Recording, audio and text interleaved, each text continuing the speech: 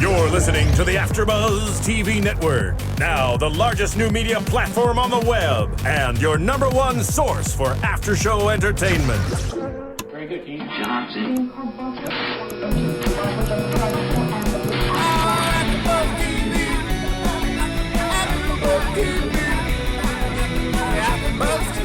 From the AFTERBUZZ Studios in Los Angeles, California, presented by Maria Menounos and Bing.com, and streaming live thanks to Akamai Technologies, this is AFTERBUZZ TV Smash After Show. We'll break down tonight's episode and get you all the latest news and gossip. If you'd like to buzz in on tonight's show, you can buzz us at 424-256-1729. That's 424-256-1729. And now, another post-game wrap-up show for your favorite TV show. It's AFTERBUZZ TV Smash After Show. Hey everybody, Bing is for doing, and we are here doing another AFTERBUZZ for Smash, Season 1, Episode 8, episode titled The Coup. I'm Tamara Berg. I'm joined in studio by Sarah Mendoza. Aloha, everybody. And we do not have our fabulous Kendra with us this afternoon. She is on a trip in another time zone, so she cannot even call us in unless she does. Although and if she she does, is the insomnia I queen. will scold her though if she calls. I'm just saying, because that girl needs some sleep. We have Spicy Mari in the studio and Ronnie. I can't see you guys at the moment. So. And Jerica. And Jerica. Wow. It's a whole team for the Smash Hey. Just for you guys. Monday nights are crazy around here. You And never know Late what's going night to happen. AFTERBUZZ party. We are all so excited to hear you guys talk about the Smash show. Yes. But first I wanted to say thank you for the support, and when I mean support, I mean iTunes. Our iTunes page is really good for Smash. They write comments Yay. and they tweet. Thank you. So they tweet, yes, so that's kind of a separate thing. But yes, we want that though. We want the comments. We want the iTunes rating, because it certainly helps us out when we rate on the iTunes boards over there. So please do that favor for us, Yes. because I think Sarah Mendoza, she does a great Smash after show, as does Kendra Cabasal, and of course we all know Tammy is the bee's knees. So there She's you the go. queen. Yeah. So we're all back here watching you, and we're excited to talk about Smash. Of course, you know, a lot of people are Catherine McPhee fans, so I want to know all about that. Megan And- Guilty Yes. fans, And before too. you guys get into it, do you have any news for us? I Tammy? do. Also, speaking about support, I mentioned last week on the show that the short film that I co-produced premiered at the Beverly Hills Short Film Festival this weekend, and there was an award ceremony at the end. Ooh. And our little film, in its very first festival, won the Best Comedy Short and also Best Overall Short Film of the festival. Yay, that's fantastic. So I want to thank Congratulations. people who showed up to see it this weekend, and also thank again Maria and Kevin, because some of the parts of the film were actually filmed right here in the studio complex that we have here at AFTERBUZZ. So we're very AFTERBUZZ TV exclusive. yeah. So we're very, very thankful, and we're very, very proud of the thing we did. The film is called The Fall of Night, and we will keep letting you know. I will, of course, let everybody know on Twitter, and also we'll let people know here as it continues to show around the country, Very possibly. cool. Yeah. We so- look forward to seeing it because we can't see it yet, right? Right, not yet. Not Just yet. for VIP Tammy, people. Yes. Did your Sir. pretty co-host go join you for this event? Which pretty co-host? Oh, well, you know. Oh, these Kendra co-hosts. Or Sarah. No, We couldn't make it. Next no. time we got to get them out Yeah, there. and this Right. is the thing. It was, it was a really kind of quick. We only knew we'd gotten into this festival about 2 weeks before, and I didn't really start telling people about it because we didn't know what the schedule was going to be until a few days before. So we had a great crowd show up, but not many AfterBuzzers. And but I that's think okay. You guys will get another We'll opportunity. go to the I'm next one. certain. And I Yeah. think that's what makes you so good, Tammy, at AfterBuzz, because you please. have a different perspective. You know, a lot of us are super fans or, work in the media and different outlets. But you, putting together a project like this, you definitely are the best person to talk about Smash when it comes to that. Oh, Ronnie, you're my biggest fan. I'm enriched in I positivity. think he wants something from you. I He's know. It's sucking up okay. here. No. It's all right. Anyways, on to Smash. Okay, so let's go to Smash.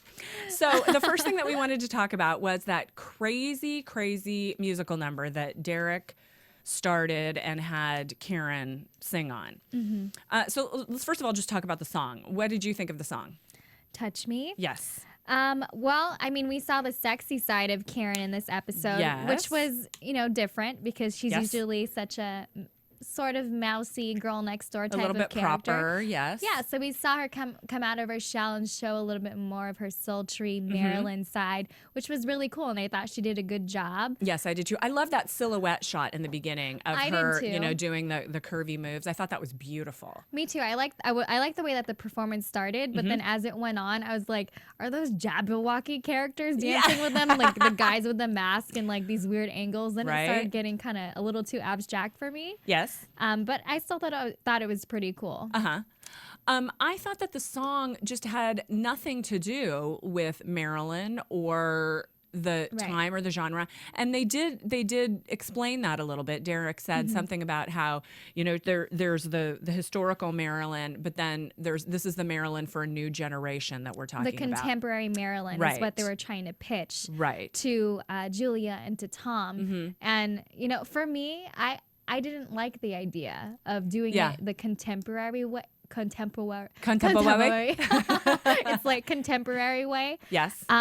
Because that's just not the energy that the classic Marilyn exuded and what Right. she's known for. True. So that would be taking a risk, True. changing it to that genre. Yes. And it just kind of came out of nowhere for me. I thought they were doing like an entirely different show or new project when he first started working with Karen because Yes. it was so different. That's what it did seem like, for sure. Right, but then come to find out after they show it to Tom and Julia, it's like, hey, we want Marilyn to go in this direction. Right.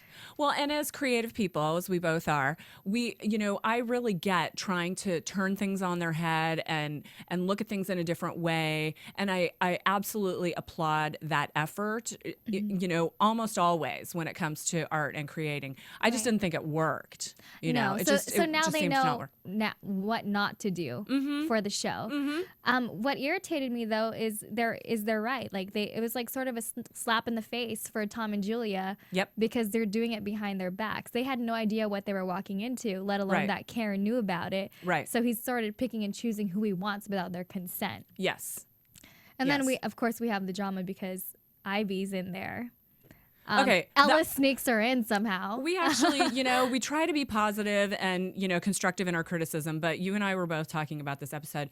It seems like the writers are sort of lost. This episode, they seemed like they didn't have their anchor. Right. Because there were many things. We talked about a couple things last week that seemed sort of implausible.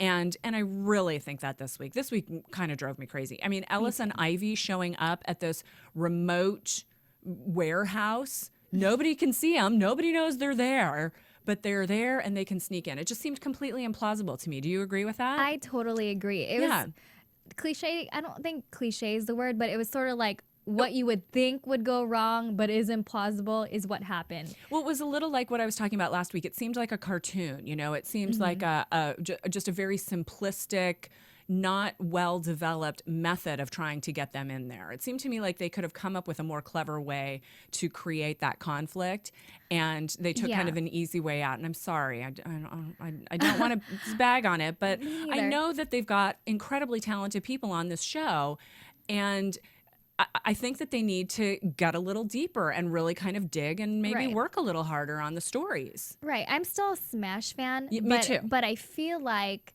I was telling you earlier, they're just hitting certain plot points. It's just going from, one transition to the next, and there's nothing really underneath it. We're not getting like the meat of each thing that's happening. It's just sort of they're moving on from one thing to the next. Yes. And it's showing with all the different relationships, I think. None of them to me are deep enough to feel like you're connected with them. And again, we talked about that a little bit last week too, with the dancers seeming to be very having these very surface conversations. Right. So, I mean, they've already shot all the rest of the episodes, so hopefully this is their trouble point, and they're gonna move up from here. But the other thing is that the good news that came out of it was that the experiment failed, and they did learn something out of it, right? Right. Discovered this. First of all, this doesn't work, and we shouldn't have done it in the first place. I mean, Eileen was apologizing to everybody in the end. So she was realizing that it was a giant mistake. It was a giant mistake. I also, I'm sorry, go ahead. No, I was just going to talk about how she realized, which would have brought us to our next point, though. Just one more thing before that, though, was it seemed like a modern dance performance art piece more than a song for a musical, because there were the bars coming in that looked like prison bars. It was very and then abstract, right? Yeah. Oh, yeah, I didn't get it. That's why I was not for it when I was watching it. When I realized they were doing it for Maryland, it just didn't fit what you would think a Maryland musical or story would be. Yep. And sometimes you learn it was more from like them. Lady Gaga, like let's do a play on Lady Gaga, that type of thing. And maybe that's what they were doing, but it didn't work. It didn't work, and especially for those of us who are, kind of looking for the more classic line, it didn't work for us. Agree with you. So there we go. And this. Oh, did we even talk about the song? It was called. We did. It was called "Touch Me," and the band again. One Republic. One Ryan Republic. Tedder. That's right. That's He's right. so cute. He is by the so way. cute. By the When way. I saw him, I was like, oh, that's the handsome guy from One Republic. Oh, look at that cute guy. That was what Sarah was saying. Oh, look at him. He's cute.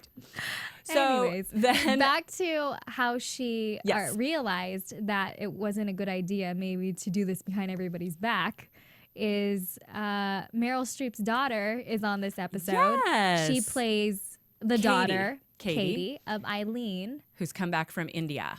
Her name is Grace, and I'm sorry, I don't know how to pronounce her last name. It's Gummer or Goomer. She is Meryl Streep's daughter. She is like Meryl Streep's baby clone. I mean, she walked on, and I had read a few weeks ago that she was going to be on the show, but had forgotten it, didn't really realize it was happening this week. She walks on, and I go, oh my God, it's Meryl Streep's daughter. And you went, what? Wait, what? And I go, just look. I mean, there's no question who her mom is. Right. Spitting image and her voice, too. You were saying that earlier. Yes. She sounds like her, too. Yes. Her mannerisms, even, the way that she talks to She did something people. with her hands that looked straight out of, something with her mom. And when she was hugging somebody, I went, oh my gosh. So that's exciting, don't you think? Oh, very cool. I mean, Meryl Streep is a national treasure, so now we've got a new one coming up. She must be excited to see her daughter on this I'm TV sure. show that's been so big successful. hit TV show, yeah. I wonder, has she done anything in the past, or was this sort of her breakout first TV gig that I think she's it's done? the first real big one that people have seen. So she's on this episode. She was in the Larry Crown movie. She was in the movie Larry Crown. She was also in a TV series called Gigantic that was 2010 and 2011, and a couple of other films. I've never seen her before, though. Have you? Me neither. But this will probably be the one to get her some really attention. moving. Yeah. At least a little bit for She's the show. incredibly charming and very watchable and very interesting. She's so much like Meryl Streep, though. I wonder if she'll be able to break away from I'm Meryl Streep's daughter, you know, and like create her own niche in the acting world. For sure, that's always a challenge for showbiz kids. Colin Hanks is a great example because he's got so many in the show. True, right? True, absolutely. There's the parallel. But Colin Hanks, living a little, not so much in the shadow of his dad, but definitely with a comparison of his dad all the time. Because again, you see the mannerisms, you see his dad in him. So. We will see, but she was delightful. So Very charming. She read her mom the riot act and said, I can't believe you're doing this. I can't believe you've gone behind the backs of these people that you care about. You're turning into dad. You're turning into dad, and boy, could you say something worse? I know, right? When she's trying to break away from this hideous guy, and now she's hearing like, oh crap, I'm just becoming like him. Yeah. Exactly the thing that she didn't want. Right. But it turned her around immediately. Right. Because of course she's going to listen to her daughter and really take that to heart. Well, and her daughter was being smart about it. She was clearly right and pointed it out in a very easy to understand way, and it caught Eileen right there in the gut where it's supposed to. And then she stormed right back in there. She apologized to everybody. She said this was a mistake. Yep. We shouldn't have done this. Right. But then, of course, the damage was done a little bit. Yes. Ivy was involved already. Tom is already pissed off. Right. But at least she was trying to make it right. Whereas Derek, he was just, at that point at least, he wasn't sorry at all. He was being his ridiculous narcissistic self that we've been talking about for weeks and weeks. Is there anything else to Derek? I don't think so. go in another direction here, but I feel like there's nothing else that they're showing us of this guy. It's always the same old thing. Right. Right. Either he's being selfish, Or being an ass. or just wanting to, do it with Ivy again. Right. Right. It's one of those two things, really. Well, people are motivated by ego and sex a lot of the time. Right. So I guess most people hide it a little better, though, than he does. Yeah, which goes back though to the whole like it's getting so predictable, or it's getting so the plots movement throughout each episode is just getting so. Show me something different, or could it have been more realistic, or can I connect with this a little bit more somehow? Or the other thing is that it's just completely implausible, like we were saying about Ellis and Ivy showing up. Also, just to kind of divert a little bit, the on again, off again with Michael and Julia. So, oh my God, I'm in love with you. Oh, no, I'm not in love with you. Oh, yes, I am in love with you. I'm in love with you, but I don't want to be with you. Look, there's my family. They're right there. Aren't they great? I'm going to go kiss my wife. You're right. You were wrong. I mean, it was like bing, bing, bing. Right. What? Blink and you would have missed some step in there that was important. Right. Like the slippery couch. It's just not real. That relationship is so not believable to me. Mm-hmm. And then today they somehow end up on the same park bench. Yes. And they're talking about ending their affair. Yes. And he suddenly realizes that he has a family. After all this time, he's been trying to chase her down, Yeah. and be with her. Right. And his family's sitting right in front of them, Yes. or in the park, and he's looking at them, saying, "I love them." Yes. Okay. And Julie is saying, I've been really stupid. And he goes, And I've me been really too. stupid too. And then it's done, just as quick as it started. It's done.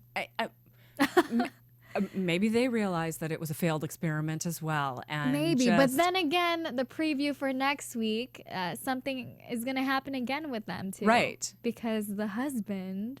Well, it could That's just be catching on. it could just be that Frank, I think is his name, Frank finds out. Mm-hmm.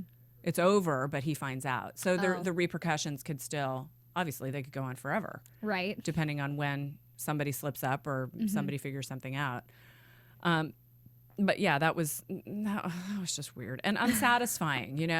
We were not with them on the affair to begin with, because I was talking to a friend of mine who's a big Smash fan today, and we were talking about the Julia and Michael thing. And again, we're a little off topic, but it's all still part of Smash. And she was so funny because do you remember when they did have sex on the couch, the two of you were on either side of me going, no, no, no, no, no, no. And I'm going, wow, that's a really hot sex scene. My friend said the same thing. I go, so you remember, because I was relating that to her. I go, remember when? And before I could even say it, she goes, yeah, that was really hot sex scene. But we weren't ever like for it, right? Right. None of us were. And then, before we even had a chance to sort of express our indignation, they've broken up again, and then they've gotten back together again, and then they've broken up again. I mean, it's a schizophrenic relationship. Right. And it at the end of it, like after today especially, it's like, what was the point of that? Right. Exactly. We could have Thank done you for without saying it that whole time, Yes. except for Tamara enjoying the one sex scene. Yeah. Like, And that could have been anybody. it could have been anybody. That could have Derek been and Ivy, give us exactly. a That could have been Derek and Ivy, and I would have liked it just the same. Right. Yeah. Right. So there's just no point to that I relationship. just like the think. artistry of it. I thought it was pretty. Minus, he has no game. I still stand by. He has no game. There's no even any build up though. Like he got there and he's like, I'm unbuttoning your shirt. Yeah. I know you just got You're here, right. but I'm gonna unbutton your I don't shirt. disagree with you. I don't disagree with you. I just thought He's just right to it. Yeah, you're right. You're right. So silly. But then, so where did we come off of? We came off of, the daughter, Minnie Merrill. Right. Okay. Yeah. Minnie And then Merrill at to the sex scene. and then at the end of it, so everyone's, crying and hugging, or not really, but Eileen says, I'm really sorry, and Derek's being kind of indignant, and Ivy's sort of brushing things off, and Eileen goes out to her car, and Ellis shows up. And hops in the car. And she says to him, get in. How does he still have a job honestly, with all the We're- turdiness that is going on with that kid. Honestly, I don't think there's any. What is the reason for the things he does? No, but the thing that burned us both so bad in this was he comes in and goes, what I think Eileen means is we're going to have a meeting tomorrow. Like, he's calling the meeting like he's anybody. And I yelled at the television, shut up. And I don't say shut up to people. Shut up. I don't want to hear you. Go away. I know. You're Who ridiculous. do you think you are, Who do you think kiddo? you are? right? Yeah, I really don't think that's a realistic thing either, that he's still hired or that he's still in a job. He would be fired if that were real life. Exactly. All these powerful people are standing around. They're having a conflict. They're trying to figure it out. And some 22-year-old, 19-year-old comes in and goes, here's what we're going to do. We're going to have a meeting. And I mean, if I was any of those people, I would throw something at him. And I don't throw things at people. Right. But I would fire him. And Eileen would not want him as the assistant. Because now we find out that he's hired with Eileen now. He's Eileen's assistant. Yes. He's quit Tom in kind of a snotty way. He's like, yeah, well, thanks for the opportunity, Snotty Tom. is his middle I'm name. working for Eileen now. Yeah. Thank you for the opportunity. That was so silly. It just doesn't make sense to me, the things that he does. Like, it seems like he's just stirring up things. Like, he's the kid in the playground and he's just knocking down sandcastles left and right for no reason. Yes. It doesn't make sense because why is he telling Ivy these things? He's whispering things in everybody's ear for no reason. Well, and that can't go on forever. That has to end up coming back to bite him. I think it will. But what I'm hoping is that I think he's a generally reviled character. I was reading a couple of things online, a couple of articles that people were writing, and one of the things that several people said was, get rid of Ellis, just get rid of him. Just like we keep saying, just fire him, make him go away, put him in jail or something, because we're sick of him. But what I want to think is that Eileen is bringing him in so that either she can learn something or use him in some way and get him out. But I don't really see the cleverness coming into that story. So I think I'm probably dreaming a happy dream that won't happen. It's just another one of those things for me that I think the writers put in to cause some sort of drama within the episode. But it's not like a drama that's compelling. Exciting. No, it's just like they needed some drama and they just threw something in. Right. That's what it feels like, at least for the last few episodes. I agree, because he just shows up in the craziest places and inserts himself in all of these important positions, and I just don't think those people would stand for it. I just don't. No, people of their caliber too, these experienced professionals in the Broadway world, who are dealing with this multi-millions of dollars opens his mouth when he does, shouldn't be. Right. It doesn't make sense. I just don't see it as being at all plausible. In fact, I wrote it in all caps. Implausible. What did I write? Oh, God. I just wrote, I hate Ellis. Oh, and then I wrote, paper. Shut up, right there. Oh, and then I put, Ellis, who do you think you are, on my notebook too. Yes.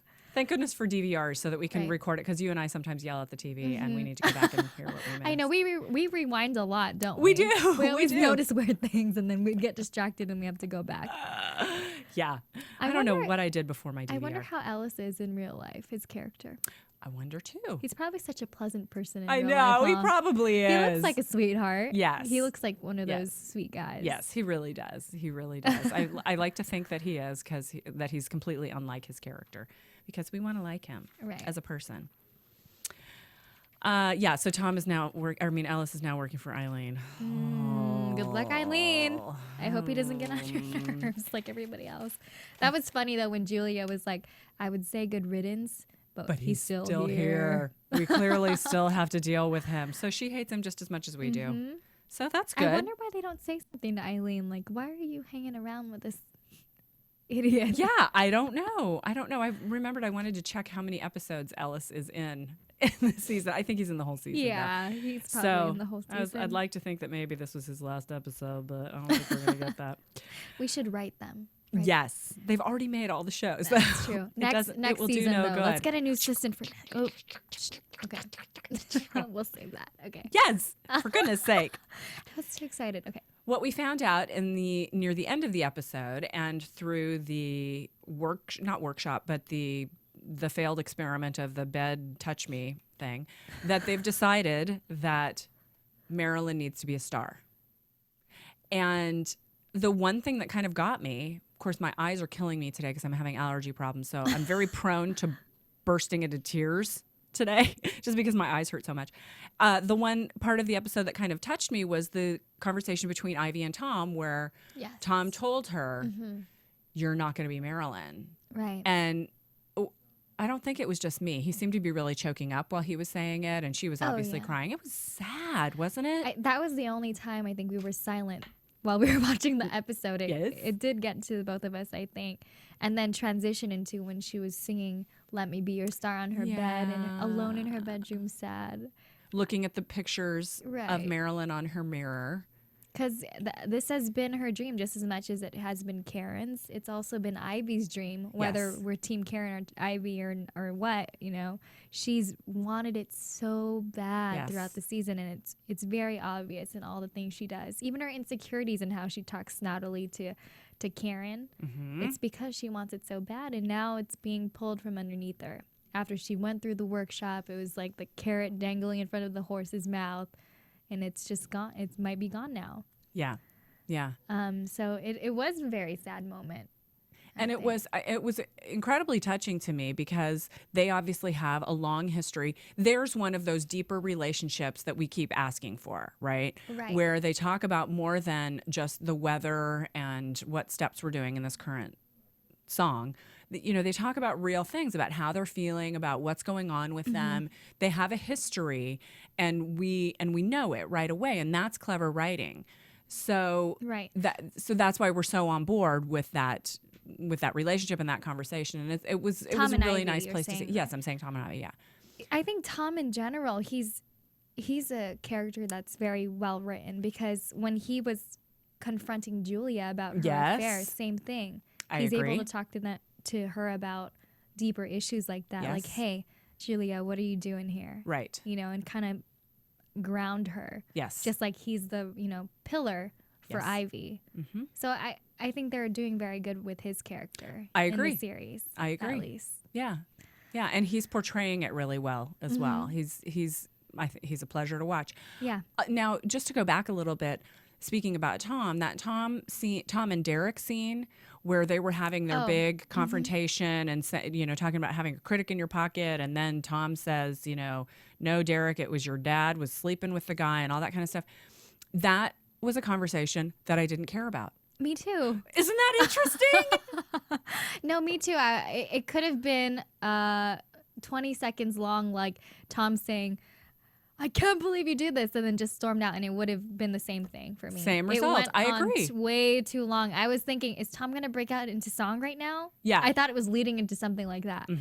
But it wasn't. It was just... And they dropped what was supposed to be a bombshell, and it sort of looked like Derek didn't know. His dad had this scandal or semi-scandal in his life, and I didn't care. Yeah, me neither. It wasn't a bomb dropping for me. It didn't bother me. I just wanted to move on to what was next. Right, because we already got the point. There was a big hoo-ha with, Angelica or Eileen apologizing and everything. Yes. And they already did that. Yes. And they just wanted to do it again. With like a more smaller, intimate scene, but didn't do anything. I agree with you. It didn't do anything for me either. I think this is the moment where we need Kendra here because she usually has great insight on those things. she talks about the psychology of it, and right. Maybe we'll have to ask her, and she can tweet out. She's probably like writing notes right now, listening to us. Like, hi, Kendra, we need you. Tell us what that scene was about, or are we right? Was it just silly? Psychoanalyze it for us. Yes. She's good at that. She is good at that. So yeah, that was just a weird scene for me. It didn't work for me. There was a lot that didn't work for me in this episode. I don't quite know what to do. But this was an off episode for them. I think it was. But the thing that we did learn about them, we learned about them wanting to put in a star, and now we know that that's where the challenge with potentially Uma Thurman coming in soon is. We've been reading that she's going to come into the later episodes, so pretty soon here, I think. We're on 8, right? I think it's 12 through 7 through the end. She's going to be there. Okay. So we've got a couple of episodes not really knowing where they're going to go because she's going to be coming in as a Hollywood star as a possibility. So that will be, it's going to be interesting to see what they're going to do with this we need a star in the starring role thing. And then seeing Ivy back in the chorus. Yes. How she's going to be handling that. Yeah. It's going to be interesting. Because then her and Karen are sort of in the same boat again. Right. And you know that both of them are going to be fighting till the death to That's get back right. in that spot. That's right. It's like clean slate sort of for both of them. Right. Yeah, that's going to be interesting. I think we should go to do a commercial and then to come back with some news because we have some good news today, don't we? We have lots of news yeah, today. so let's do a commercial and we will come back and give you some news and gossip. AfterBuzz TV. Hi, I was once like you, a lazy, angry loner whose only joy was watching TV and surfing the net. And like you, after I'd see one of my favorite TV shows, I'd be so excited and have so many questions that I'd actually have to talk to my douchebag coworkers about it at the water cooler. Then I discovered AfterBuzzTV.com. AfterBuzz TV produces after-show webcasts and podcasts for TV series of all kinds, like post-game wrap-up shows for all your favorite TV shows. AfterBuzz TV hosts are industry insiders who break down episodes of shows, take calls from fans, and interview cast and crew from each series, with over 60 different after shows, from Boardwalk Empire to American Idol to Vampire Diaries to Real Housewives, and more. Now, after a night of TV, I can ignore my stupid coworkers, who I hate, and go straight to my desk and watch or listen to all my favorite AfterBuzz TV after shows, and have all the TV fan interaction I need. Thank you, AfterBuzz TV. AfterBuzz TV. What do you want to buzz about? AfterBuzz TV News. So the big news that we learned this week is that Smash has been renewed for a second. I'm so excited. Smash has been renewed for a second season. But the interesting thing about it is that the creator and executive producer Teresa Rebeck will step down as the showrunner, but she will remain an executive producer on the show, but she's not going to be extensively involved in the day-to-day. So I don't really know what that means. Obviously, it means there's a change in management and in the day-to-day handling of the show, but it will be very interesting to see how that affects what happens in season 2. Right. And I would imagine there are a lot of people peeing their pants going, oh my God, I can't believe we have to do a second season. Because we talked about that earlier, that one of the writers, I think, or one of the executive producers got his sweatshirt that said season 1 Smash. And he went, oh my God, we have to do a season 2. And it hadn't even been renewed yet. They were very early in the season. So that was kind of interesting. You have some Megan Hilty news. I do. Team Ivy people, we have some news on Megan Hilty. First one, a little fun one here. It could sound scandalous, but Corey Monteith from Glee and Megan Hilty locked lips for the GLAAD Media Awards. Ooh, scandalous. Yes. There's some jealous people out there. So Smash star Megan Hilty bounded on stage after winning the bid for a kiss from Monteith, 29, during the Media Awards. So Monteith and Hilty gave each other a polite peck on the lips. Perhaps Monteith was concerned what his girlfriend and Glee co-star Lea Michele might think. Oh, I think And that's that adorable. Kiss, she paid $5,000 for that I was kiss. trying to find that. I could not find the dollar amount. Yeah. I'm glad you found that. She paid 5,000 buckaroos for that kiss. That's fabulous. Hey, he lucked out too. He got to kiss That's right. Megan He Hilty. got to kiss Megan Hilty, and his girlfriend couldn't object because it was all in the name of fundraising. Right. It's, it's part of the biz. It is. It is. Okay, so another Megan. We got lots of Megan news today. Yes. Another Megan news. Megan Hilty says, I'd lose a sing-off against Catherine McPhee in a dance-off, but I would win a fist fight with my Smash co-star, Catherine McPhee. So she thinks she could take her in a fist fight. fight. Yeah, she thinks she could take her. What do you think? Do you agree with that? I think that Megan Hilty would win on all levels. I think she's just being modest. Yeah, what are you going to say to the interviewer? Of course. I'll kick her ass on stage. I'm a better singer than her, and Although I heard she's not so good on the dancing, so maybe we'd agree with her on that. really? Yeah, which Well, it is doesn't surprising for a show. Broadway star. Yeah. She's really good at. She looks fantastic in the show. You never Yeah, would think making that it she's work. not a fabulous dancer. No, I think she's great. Yeah, she was really cute when I was watching the video. She was being very humble about it, but then saying like, "Yeah, I think I could take her in a fist fight though." But she was also trying to be just funny. Funny, and sweet yeah. with it. I think that's cute. I think that's cute. Some other awesome news for Megan Hilty. She's actually landed herself a recording deal. So the star has been snapped up by Sony bosses after wowing TV critics as they call her a needy diva, Ivy Lynn. Oh, funny. And then for all you Megan Hilty fans, she's also going to be on The Tonight Show with Jay Leno tomorrow night. So tune in if you guys can tomorrow night to see Excellent. Megan Hilty. We should definitely watch that. Yes. Now you have some news as well. I do. I find this really interesting. Deborah Messing won back her Twitter name. She What was the deal with that? well, what the deal was she said, I knew nothing about Twitter, and a girlfriend emailed me one day and said, I've been talking to you for 3 weeks over Twitter, and I didn't know it was you. Somebody else was posing as Deborah Messing. And of course, Oh, it happens geez. all the time with Right. celebrities on Twitter. And Deborah Messing says, and it turned out there were 6 people posing as her. She said, okay, this is insanity. I don't like this, and I want to get my name back. And so she started doing some digging, and it turns out that one of the people posing as her was a firefighter from Los Angeles. A firefighter. Uh-huh. That's random. And she says the law has a fine line. You can spoof or satire somebody, but you can't present yourself as speaking their words. And that's what they were doing. So she got it back. So she's been slow to get onto the Twitter bandwagon. Hasn't been a big, big fan of that kind of stuff. But she recently got it back. It's at Deborah Messing on Twitter, DEBRA. And she has 25,000 followers already. Wow. From the person before who had collected it. Yeah, they basically shut down the account and then no, her own. They shut down the account. She got it back. She started it back wow. up, and she has 25,000 followers already. Wow. So, but it's interesting. Like, I can't get my domain name because there's a scientist in the Bay Area who has my name. There's a weather girl in the Bay Area who also has my name. So I've been trying, and I have been on the bandwagon for a long time. Right. And there are a lot of It's just that some people reserve it before you. They do just it. happen to. They do it the minute they know about you.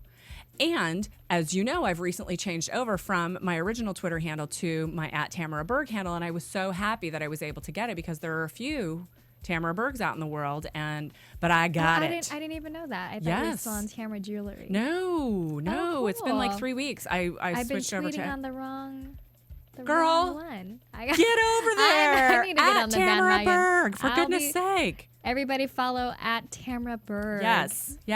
And then follow Deborah Messing because it's really her. It's a verified account.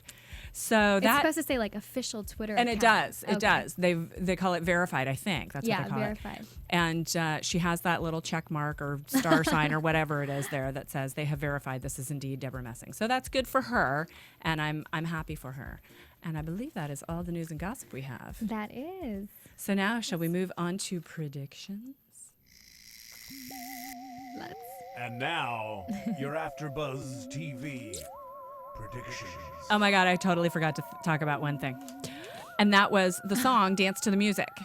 Oh, We completely, cute. because we usually do a music segment and we had so many other segments that we forgot. So Dance to the Music, I thought it was adorable. It was fun. It reminded me of Grease. Yeah, definitely that. It was a very cute number. Yes, it was a really cute number, and I like that song. I'm a big fan of 70s You kind were of rock and soul totally music. bobbing your head and getting into it the whole time while it was going. I love that stuff. It makes me move. It makes me groove. I enjoyed it. So okay, predictions. I predict that Ellis will get fired and move to Oregon. I predict that Michael will get fired and move back in with his family, where not that he's moved out, but that I just, there's so much silliness on this show at the moment. I think the fact that the show got renewed and the executive producer, who I think is also the showrunner, is not on the show anymore. The creator.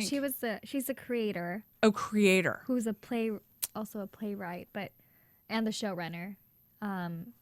So maybe what they've done is because we've been talking about how some of it looks very stagey, You know, like very much like a theatrical production as opposed to a TV show. It's probably because of her background, because she's a playwright. Right. So, but what I heard with you know more about this than I do, but with new shows, usually the creator is just responsible for the first few handful of episodes, and then a new writer takes over. So probably that's what's happening for next season. Yeah.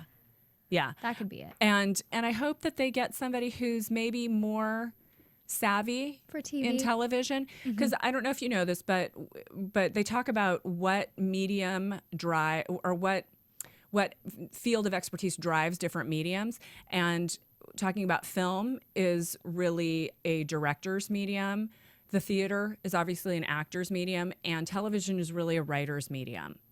And it's critically important to get great writers who really understand TV to be doing television, because it's such its own animal. And even if because I am a writer, even if you don't know writing per se, there are so many people I have conversations with about, are you watching such and such a show? It's so brilliant. And they go, yes, it is brilliant. And they don't know why it's brilliant. They just know that it really hits them in the right place and that they love it.